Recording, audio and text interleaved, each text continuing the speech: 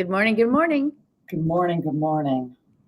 Hi, everybody. Welcome to Monday Morning Coffee with Kyle and Ann. I'm Ann. With me is Kyle. We sell real estate in downtown Chicago. We're with Baird and Warner in the Gold Coast office, and we love talking real estate. Before coming on the air live today, we were talking about St. Patrick's Day. Today's St. Patrick's Day, but it was celebrated here in Chicago on Saturday. When we were young and fun, it was celebrated on the day itself. And over the years, they've morphed it into Saturdays, which has made it an even bigger event. So whether you were living in the Gold Coast, as Kyle does, or down in the Loop, as I do, it was a crazy Saturday. Chaos. And we're the feature, and it started at 8 a.m. I mean, it started even before 8 a.m. I mean, it's like, who, how, what? I mean, if I started drinking at 8 a.m., I would be in bed by 11. Yeah, right. I would too. I'm not a day drinker, but they were totally drunk by noon when the parade started. It was insane. It was a parade? Yeah, down by me on Columbus. Yeah. Well, when I was walking around later, there were just tons of people of all ages just walking aimlessly. Walking. And I'm thinking, is this, and all dressed in various alarming outfits. And I remember thinking, because it was a beautiful day. It was, yes. Thinking, how fun. Just walk around. I don't know. It just seems yeah. We went to a bar, had a fun time, and went home. We all did that at night. Yes, exactly. Oh my gosh, so funny. Anyway. So actually, it was, think about this a minute. It was about this time of year 5 years ago. This is my transition. This is really good stuff. Everybody pay attention. 5 years ago on St. Patrick's weekend is when we shut down for COVID.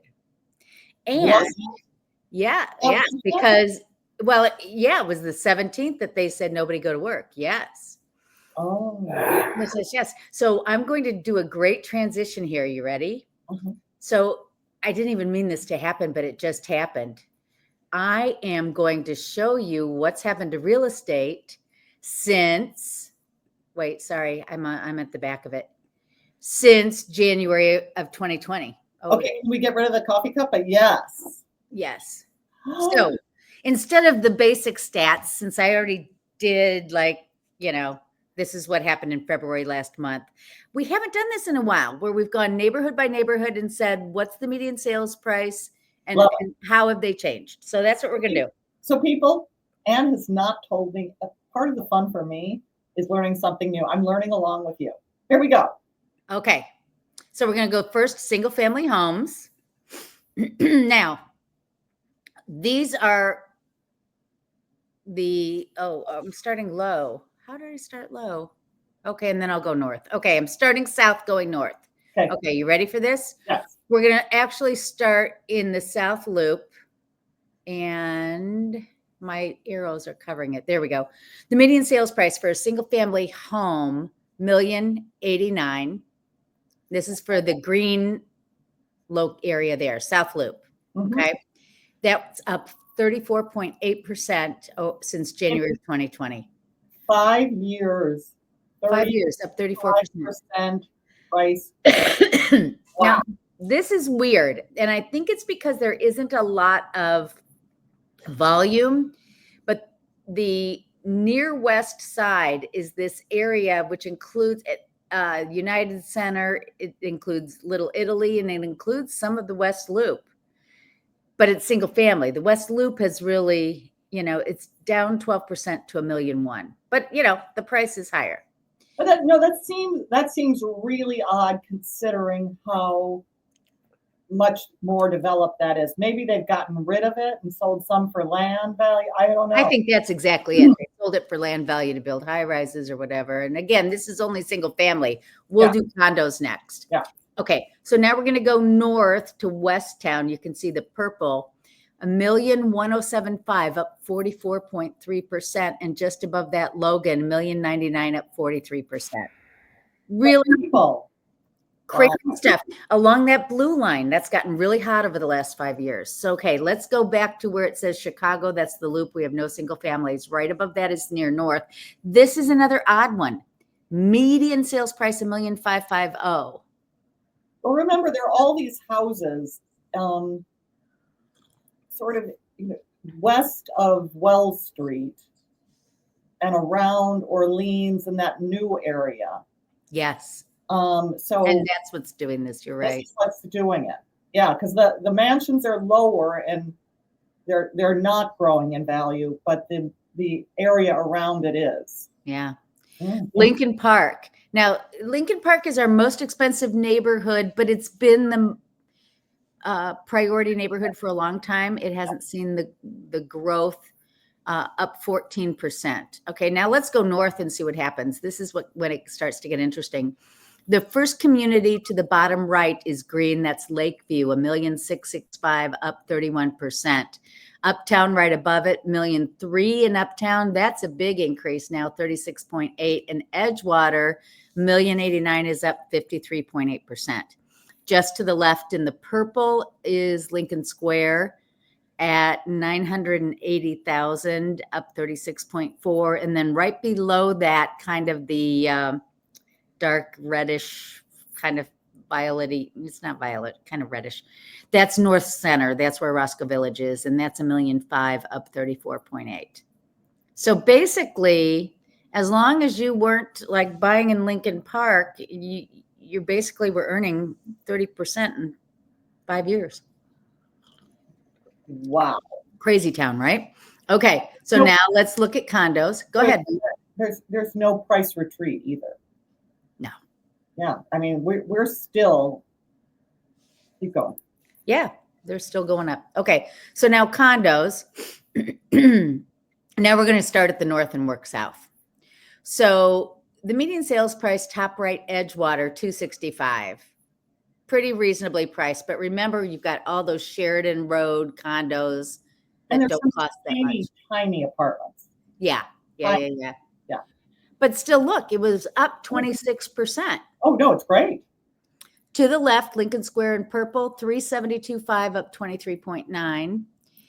And below that, Roscoe Village, North Center, 545 is the median sales price there. And that's a lot of new construction walk-ups in that neighborhood, up 34.8. All right, we're going to zip over to Uptown now, which is the middle on the lakeside to the right, where you see Montrose Beach. That's 330,000 is the median sales price, up 18.9. Below that, Lakeview, 397 with an increase of 19.4. All right, headed back south. Top right, Lincoln Park, up 14.2. Oh my gosh, Ann, I left it at 1,000,008. Obviously, a condo is not 1,000,008. We'll figure it out. It's whatever it was. It's up to 10.2%.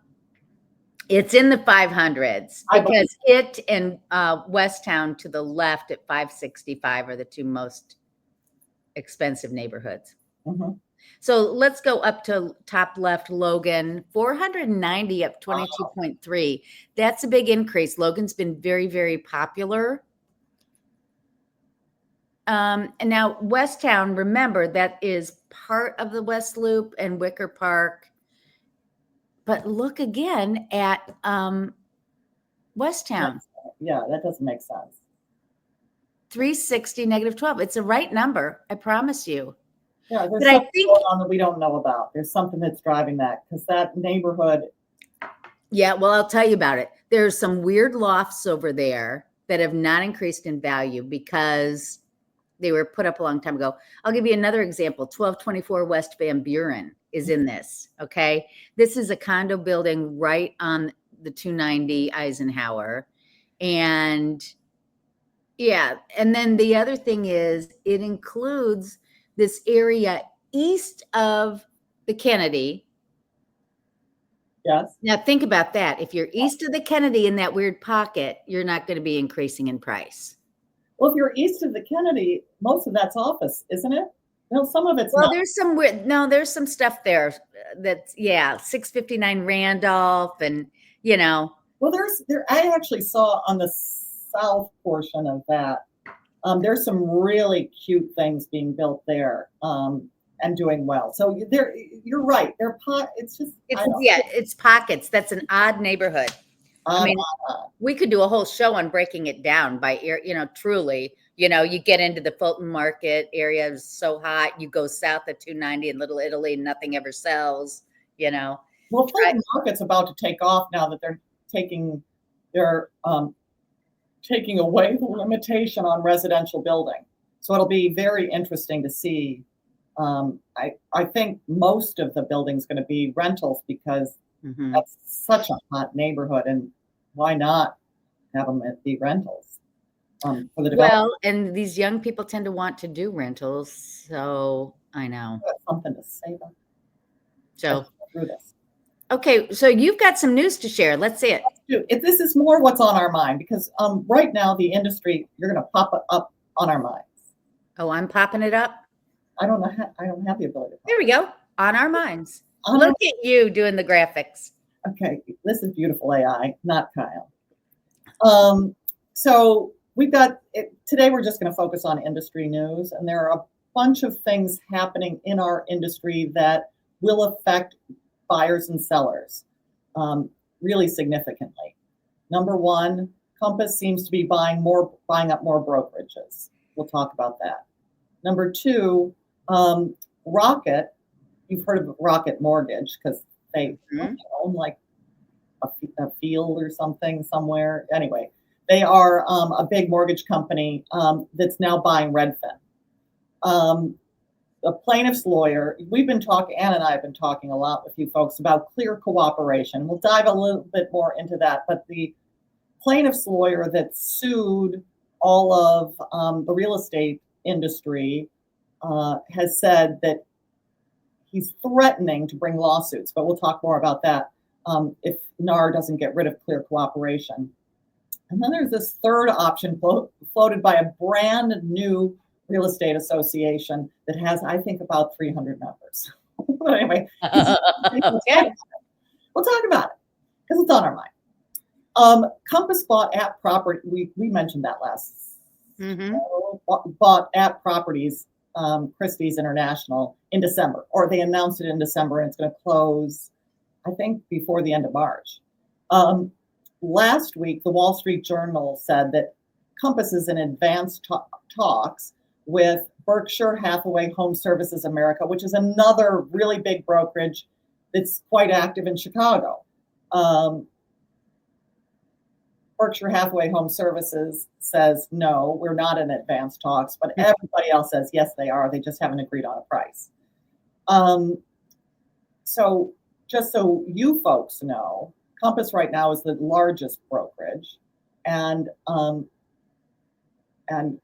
BHHS, as they're referred to, is the fourth largest by volume. So that is going to be one hell of a combination, assuming the antitrust division of the Department of Justice allows it to go through, and of course they will. But what does that mean, Anne, for us? Well, a lot and a little, right? Doesn't mean much on the everyday basis unless this clear cooperation thing goes through. That's without clear cooperation, it just makes a behemoth, publicly traded brokerage. So this is all owned by shareholders, with the CEO at the top who owns many of the shares. But it's owned by shareholders and private equity and people who are looking to make money, as brokerages are. I mean, none of us are doing this for free, but it's a different. There are different incentives when it's not owned by the real estate people doing real estate. Right. So I think on some level, at least for me, one of the things I get when I say I'm with Baird & Warner and not with Compass or one of those is when I'm talking to my seller and I say that I don't do dual agency, I won't represent both buyers and sellers. Right. There's a feeling that I will be selling your condo will be purchased by somebody most likely from another brokerage. And even if it's from Baird & Warner, your interests are what I'm representing, not Baird & Warner's. Right. But when everybody's with one brokerage, I wonder how sellers feel. Do they feel confident that their agent is 100% looking at them? What do you think, Ann? Well, the other thing is when you're with a big behemoth company, and I managed offices for Coldwell Banker and Prudential, so I have experienced this. You have to follow the rules, and the rules matter. And we're with a company that always does the right thing. Back in the days when Steve Baird's father said, "Forget you, National Association of Realtors, I support fair housing," right?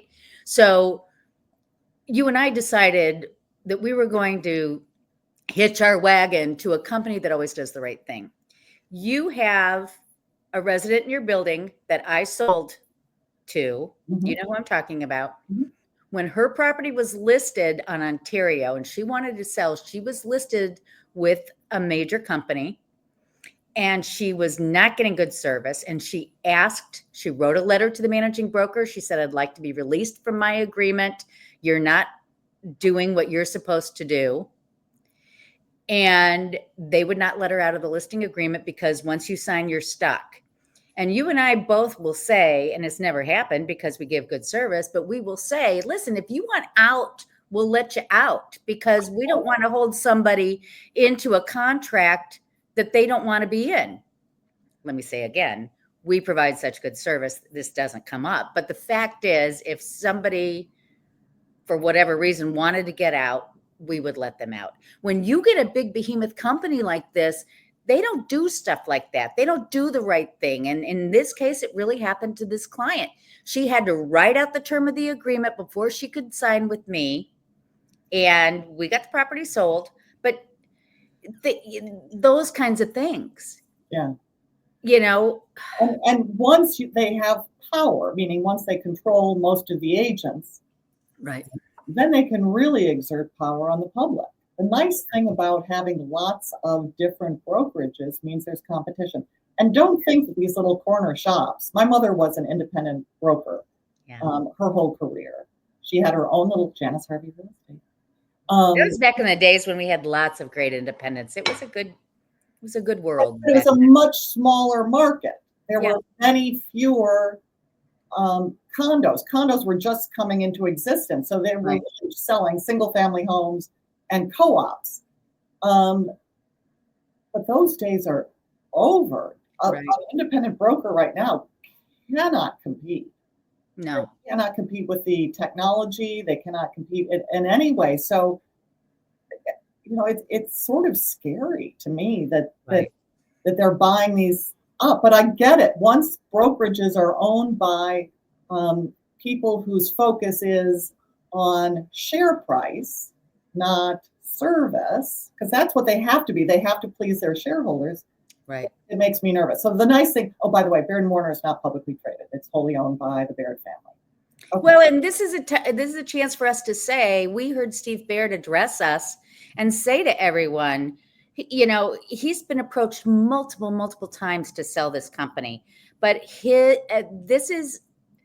it's important to him that he takes care of the public, that he does the right thing. He's trying to create a system where it's easier for the public to buy and sell real estate in a transparent environment where we do the right thing for the client. He's entrenched in the community, and one of the things and we're going to come to that. Let's go to that now. Rocket Mortgage buying Redfin. So Rocket Mortgage is buying Redfin for $1.75 billion in a stock swap. And it's likely to close this in the second, so spring or summer, okay? Second or third quarters. Rocket Companies wants to be a one-stop shop, citing friction in the home buying process. And what Ann was referring to about Steve Baird Steve Baird says the thing that keeps him in real estate, because his family has done well enough that they don't have to be in real estate. The thing that keeps him in real estate is the challenge of taking the friction out of transactions involving real estate. He wants things to be easier, more straightforward, more transparent, a better experience for both buyers and sellers. And Rocket's claiming they want to do that too. Right now, they own a mortgage company, a title company, and they're trying to get, by buying Redfin, they're trying to become like Baird Warner, buying and selling. They want the brokerage aspect to it. So I thought that was rather interesting.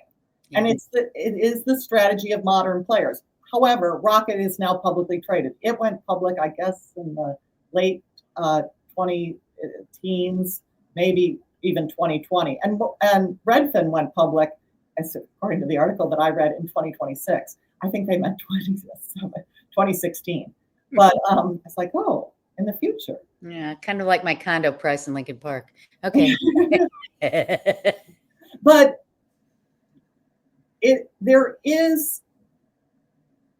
there's an attempt from a number of companies to find a way. And listen, Compass has this. Compass has mortgage, title. Well, actually, their mortgage has been previously through rate, right? Guaranteed rate, right? Yeah. But I think they're going to try and do the same thing to make it smoother for everybody.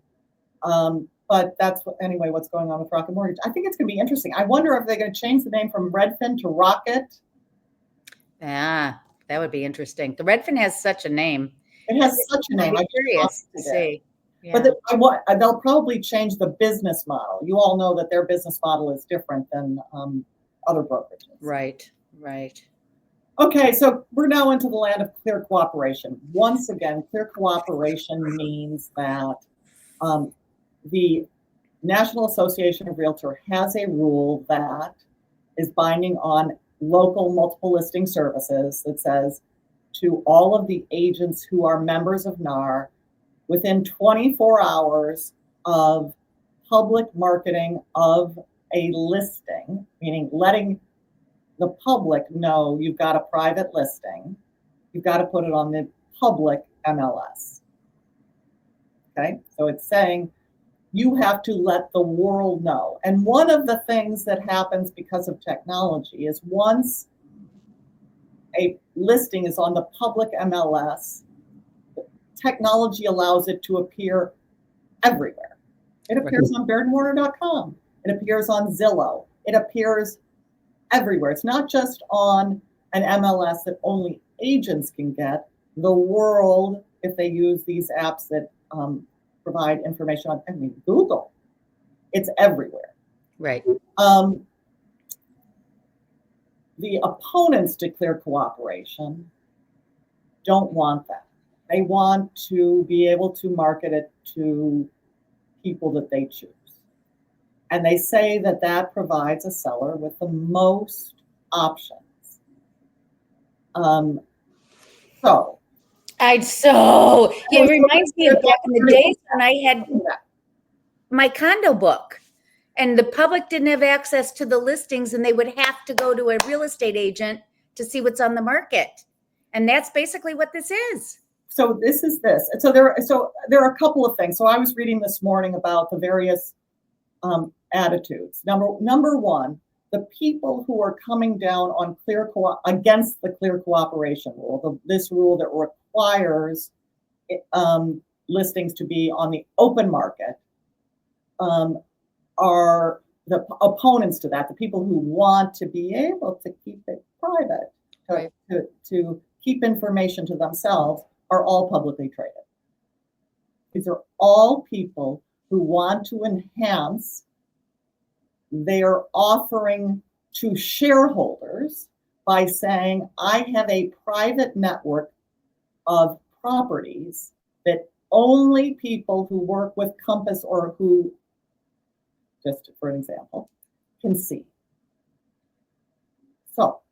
So those companies, not because they're looking to enhance the experience for sellers, but for themselves, to support their share price and to grow their share price. Right. Sellers today are able to keep, if they really are uncomfortable with the public knowing, they can stay on the private network. Right.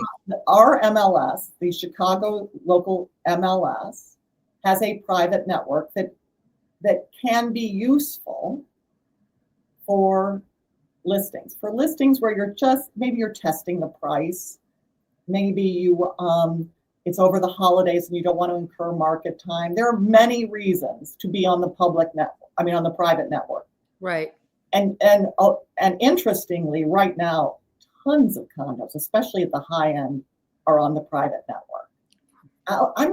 I'm going to take a look next week to see who's got them on the private network. Yeah, that would be. Oh, let's do that. So we're running out of time. So we're going to end after this, but I do want. Well, no, you know what? Let me make one comment, and then let's go to your thing about the condos, because I think that's a fun one to do. Okay.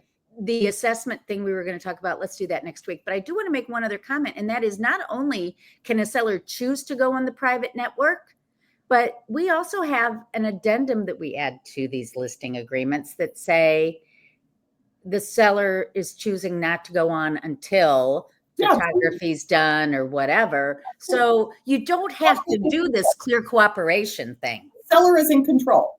Yes. Third option is to have an option where it still goes on the MLS so all agents can see it, but you don't have to syndicate it across public platforms. So that's what this American Real Estate Association is recommending. There are 300 members of the American Real Estate Association, but it started by some big guys who are, anyway, so there's that. I apologize. Here, let's get rid of that. No.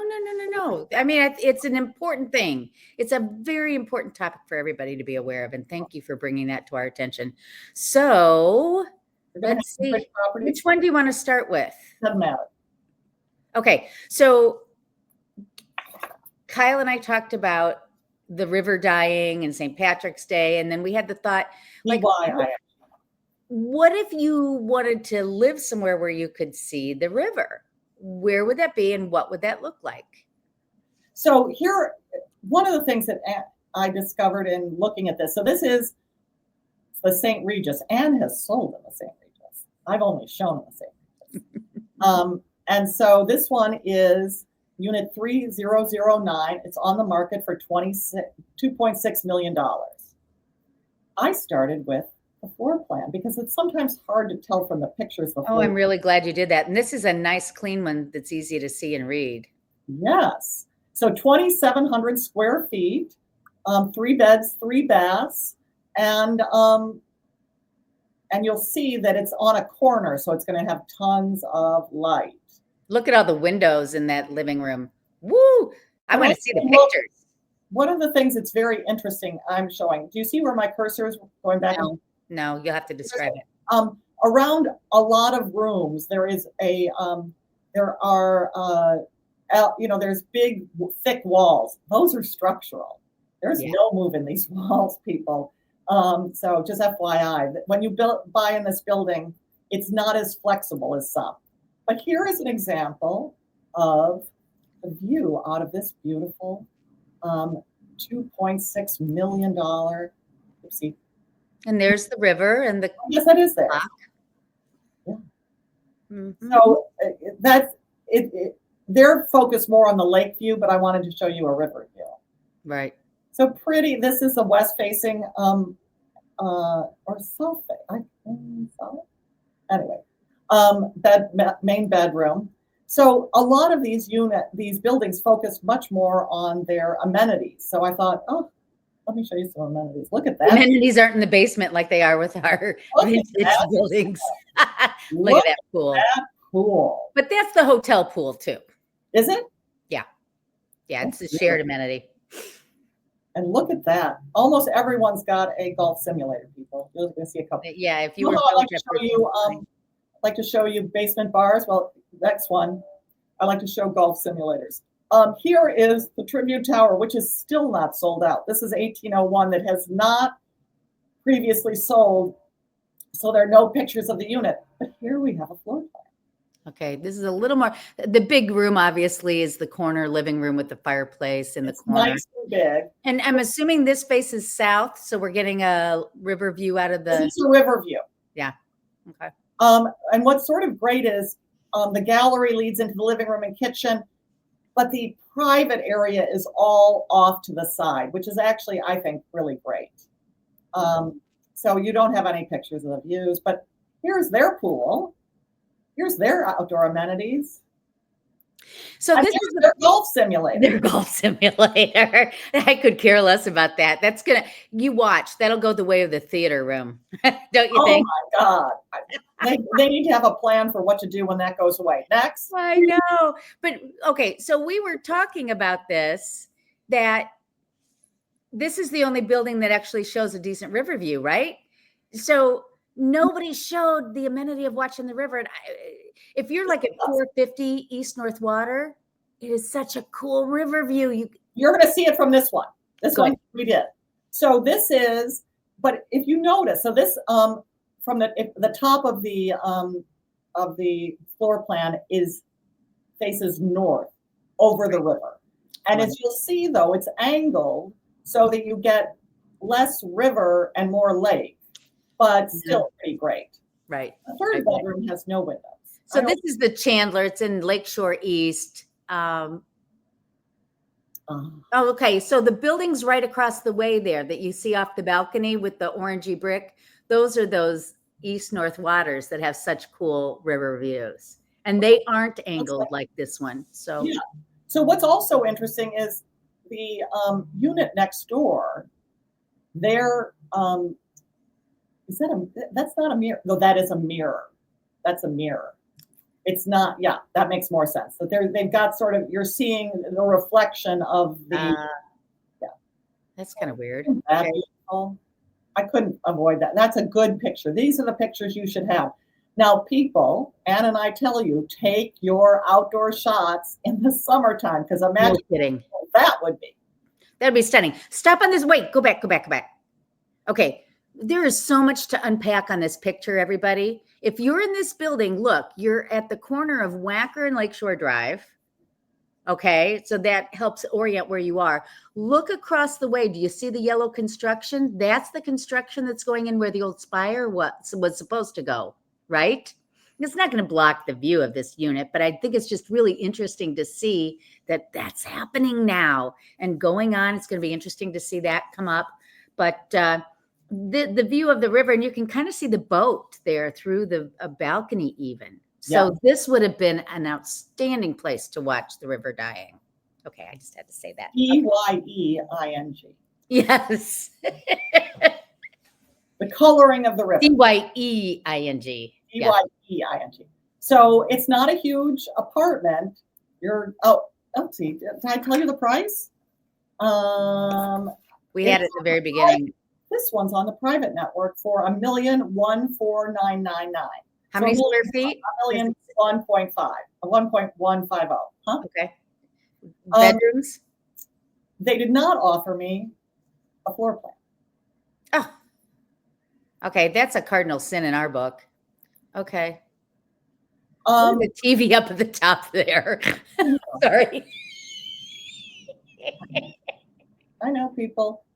But also, I'm going to say that let's go back to Ann and I providing advice.